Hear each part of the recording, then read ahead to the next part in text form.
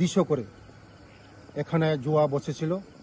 আমি খবর পেয়েছি, তার জন্য আমি নিজে অপারেশন করেছি। এখানে 3 জনকে অ্যারেস্ট করা হয়েছে এবং বাইক এবং গাড়ি, প্রচুর গাড়ি, প্রচুর বাইক।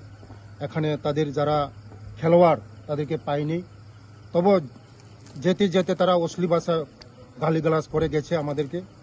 কারণ আমাদের সরকার, আমরা চাই না যে ভাবমূর্তি খারাপ হোক। জুয়া খেলা আমরা টোটালি বন্ধ।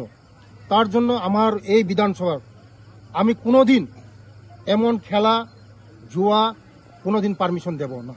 তার জন্য আমি নিজে অপারেশন করেছি।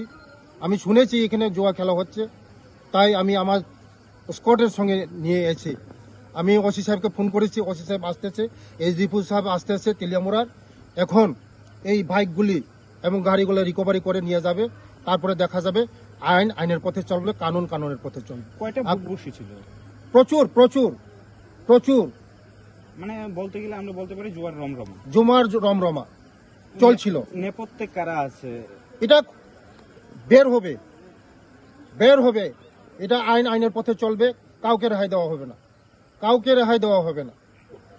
পরিষ্কার, কাউকে রেহাই দেওয়া হবে না। আগামী দিন স্বচ্ছ ভাবমূর্তি আমাদের সরকার। কোনোদিন আমরা এই জুয়াকে আমরা বিশ্বাস করি না।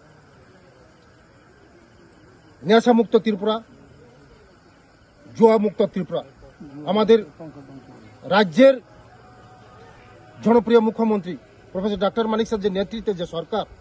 কারণ জুয়া খেলা মানে ধ্বংস, সব পরিবার ধ্বংস হয়ে যাচ্ছে। জুয়া খেলার মাধ্যমে চুরি ছিনতাই বহুত কিছু হচ্ছে। তার জন্য এই বিধান